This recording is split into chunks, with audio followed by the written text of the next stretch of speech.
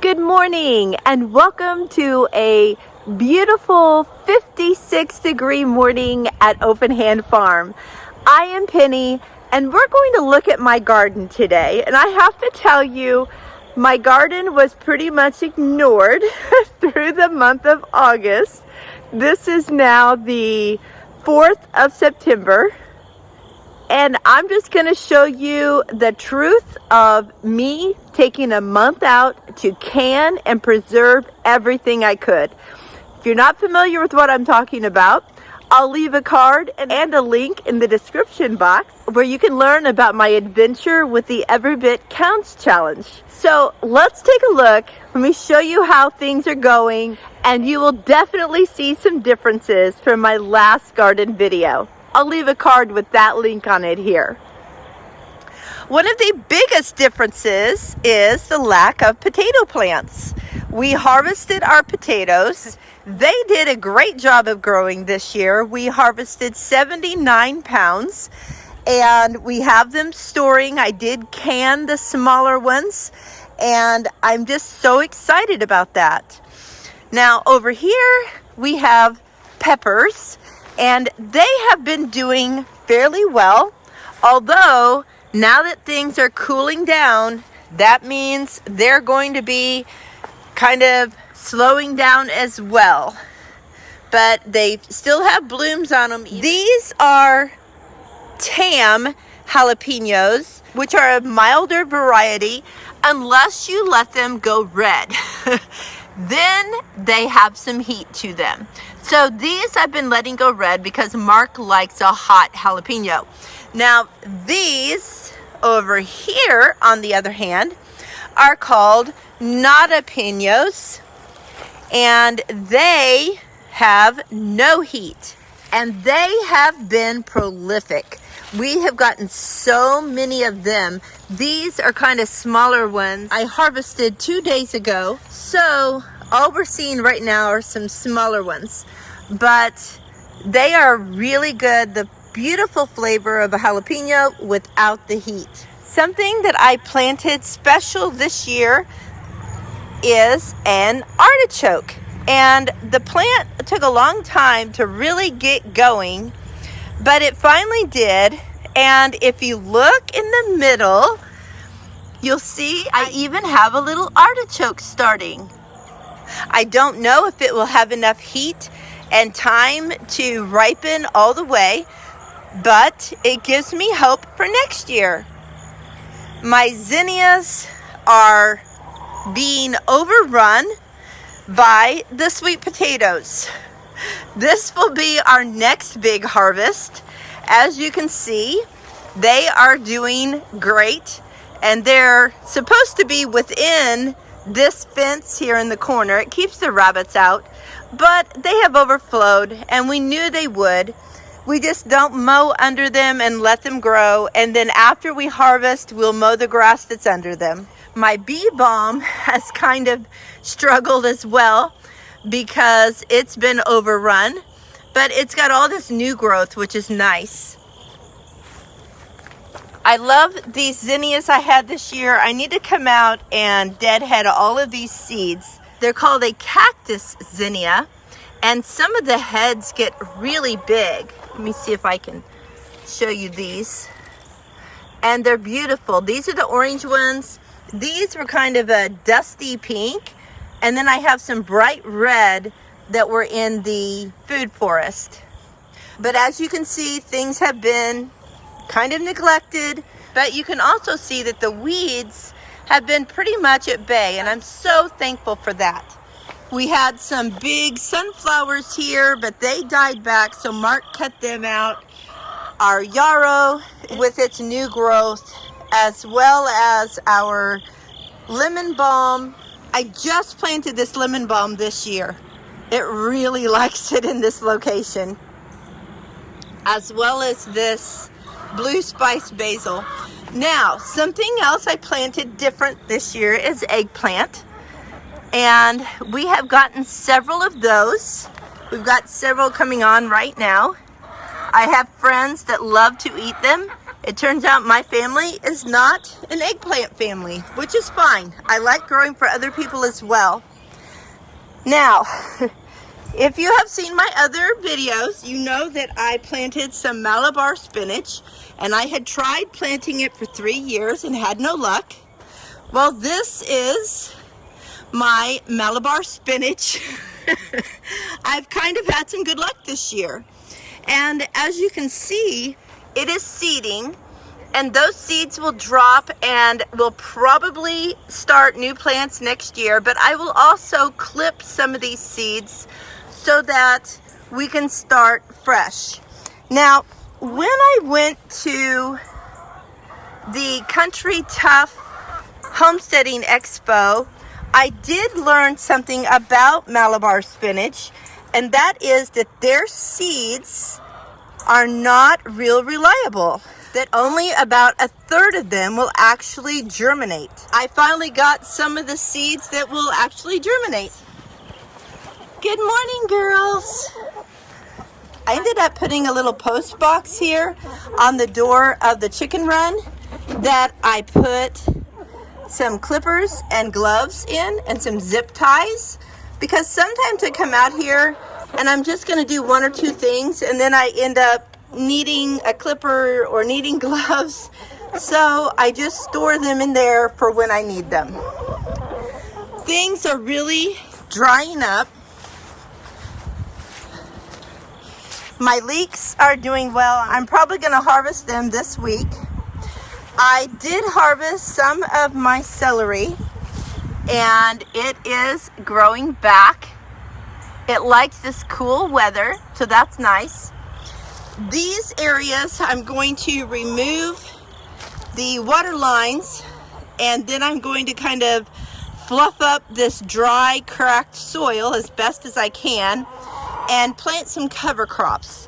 I'm going to use a winter kill cover crop this year that will die in the winter, and I will cover every area that I have planted. Some of the tomatoes are still doing okay. These cherry tomatoes are still very active and getting new growth even. And these peach tomatoes are going crazy as well. I just picked them, and they're already this many ready to pick again.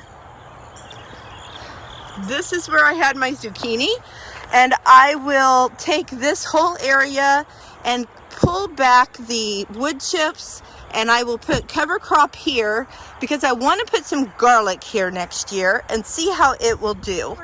And again, you can see that this mulch has really helped the weed suppression in this garden bed as well. We have some, but nothing like we have had in the past.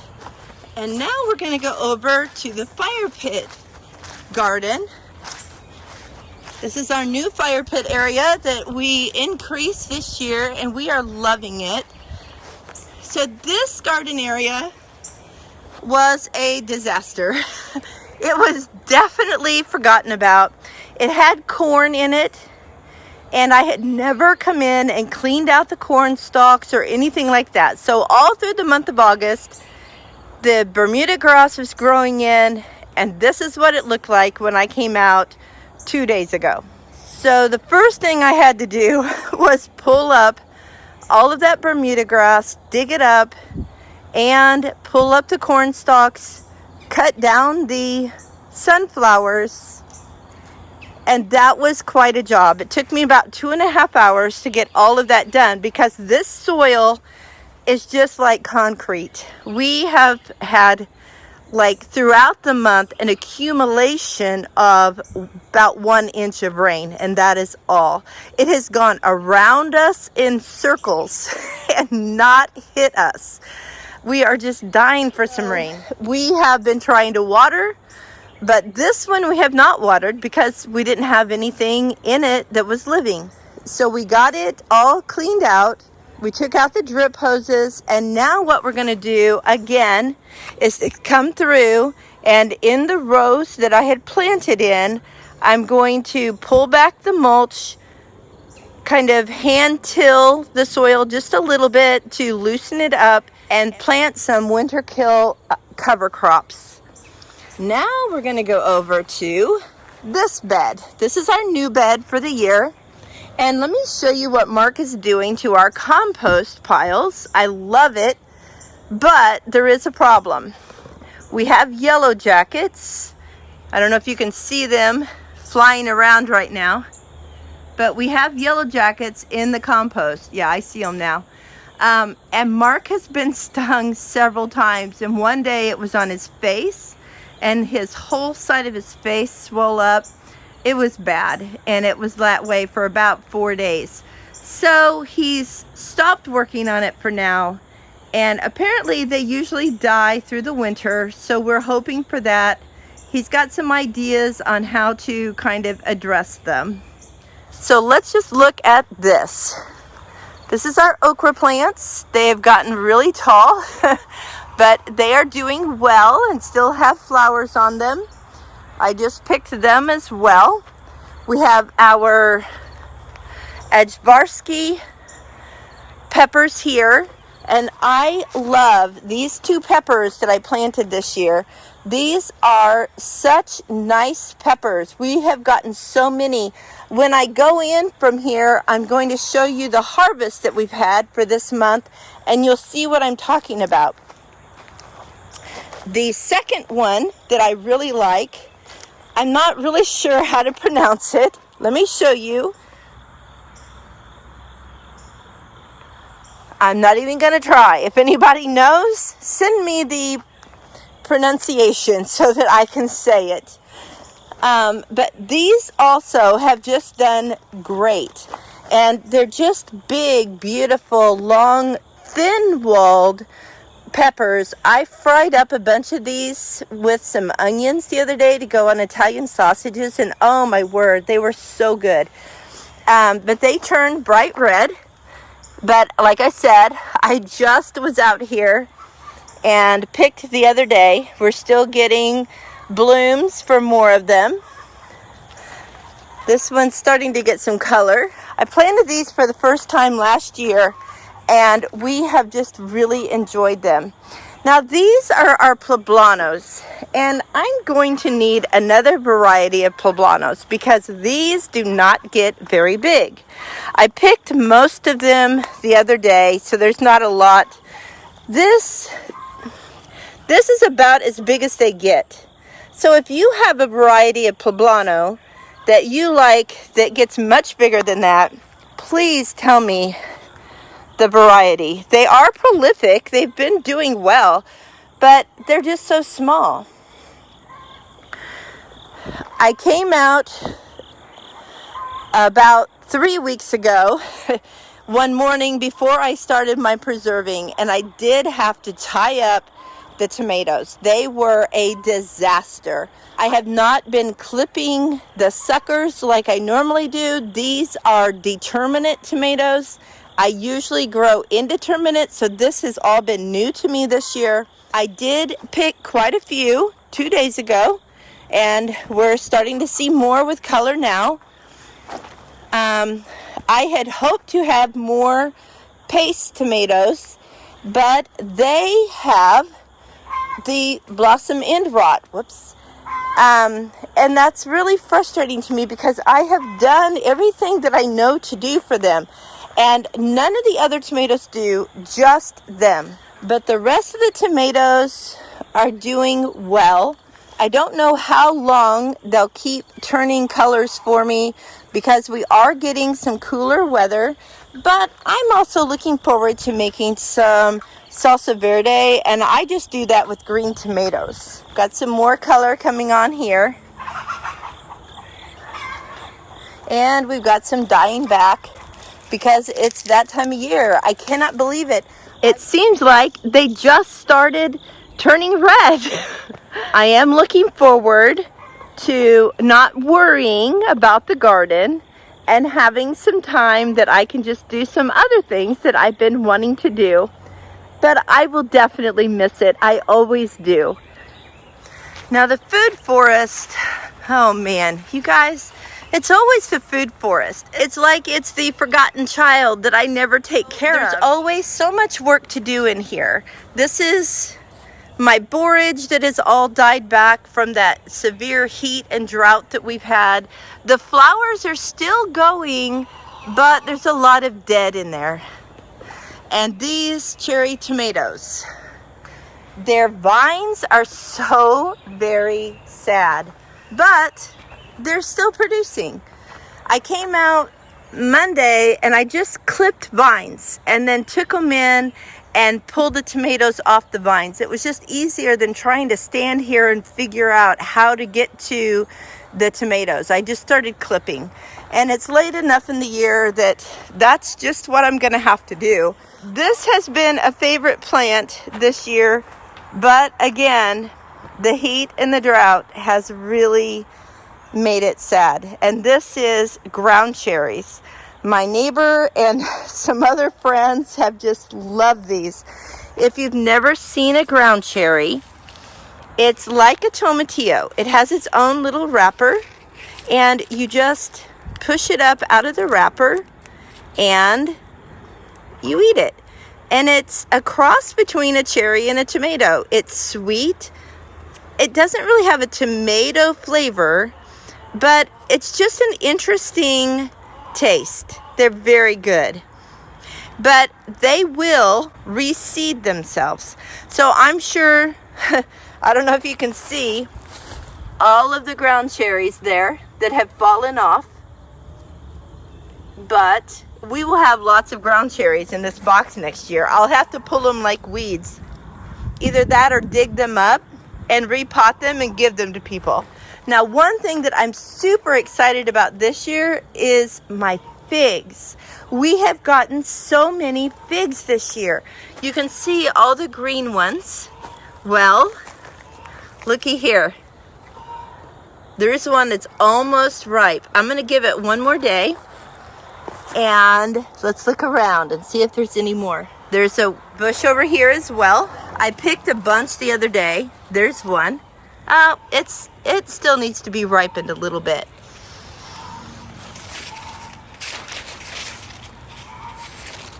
They are so sweet and so yummy. But we have several of them that are still just needing to be ripened.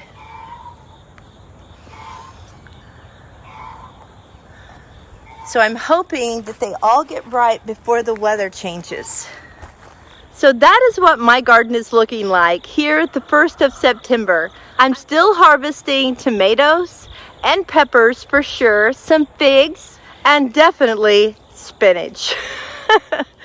Okay, let's look now and see what my harvest was for the month of August. In case you haven't seen me do my harvest before, all I do is take this little tablet, and when I bring something in, I just write down the number of pounds, the number of ounces, and the item that I brought in. It's nothing fancy.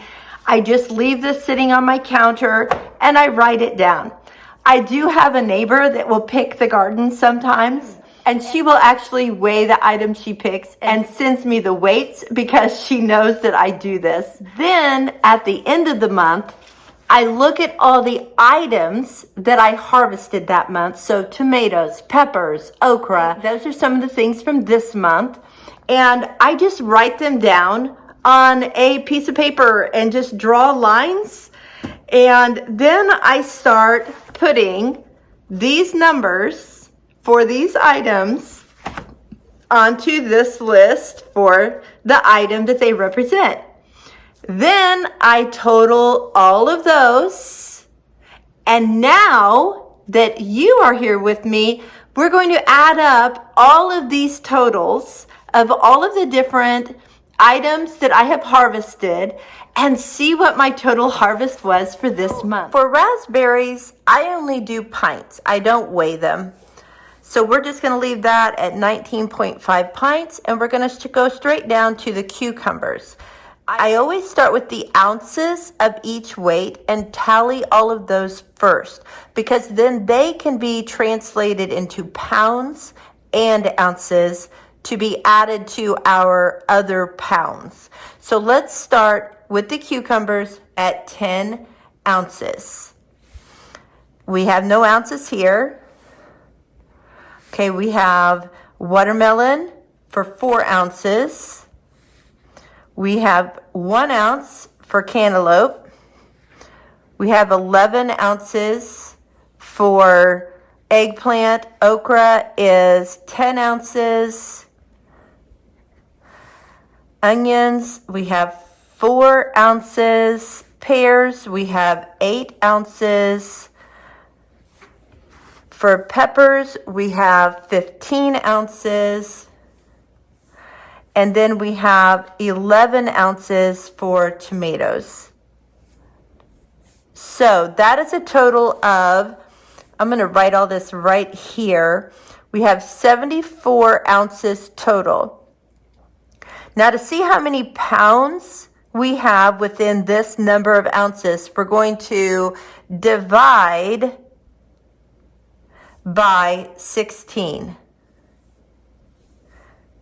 And that's going to give us 4 pounds. So we're going to put that up here to be added to our number of pounds. In order to see how many ounces to take off of here, we're going to clear this out and we're going to do 4 times 16. And that is 64 ounces. And we have 74 ounces. So this is now going to be 10 ounces. And we put our 4 pounds up there. Now we're going to go back through and count all of our pounds. So we have 6, 15, 2, 3, 9, 2, 1, 79, 30,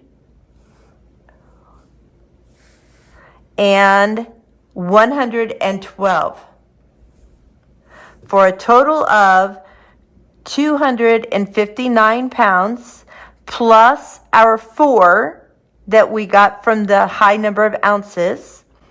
So that is 263 pounds, 10 ounces for our weight for the month of August. Now we're going to compare my garden produce with last year's August produce. And I have to tell you that it is much less. And that's what I found last month as well. You will also see that a large part of last year's August harvest weight came from pumpkins. I was not able to grow even zucchini squash this year. Because of the pumpkins I grew last year, it drew in so many squash bugs that I can't grow any squashes. It'll be a few years before I could do that again because they burrow down in the ground and they live there just waiting for you to plant that plant. So last year was a blessing to have that many pumpkins, but this year that is not there. So let me show you the comparisons between last year and this year. So again, this year's total weight is 263 pounds. Last year's total weight was 395 pounds. But like I said, 192 pounds of that was pumpkins.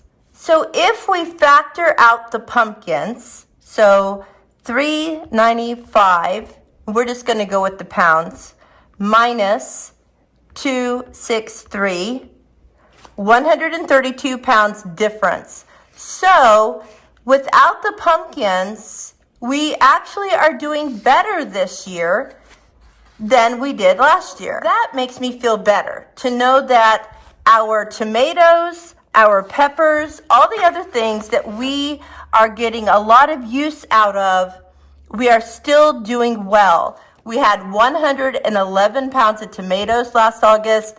This August, we have 112. Peppers, we had 11 pounds. This year, we have 30 pounds. Green beans, we had almost 2 pounds. This year, we had 6 pounds. Okra, we had 2 pounds, 7 ounces. This year, we had 9 pounds, 10 ounces. So, as you can see, we are still doing well. The only difference is the pumpkins. So we can go to a produce auction and find some winter squashes, and that's probably what we'll do this year. That's okay. I don't have a problem with that because it's not because of me, it's because of those darn squash bugs. And I know that all of you who plant squash have that same issue. And if you don't, I want to know where you live because I want to move there to garden. Thanks a lot for coming along today and checking out the garden with me and going through my harvest for the month of August. I was so happy to have you here. And until next time, blessings on you and yours.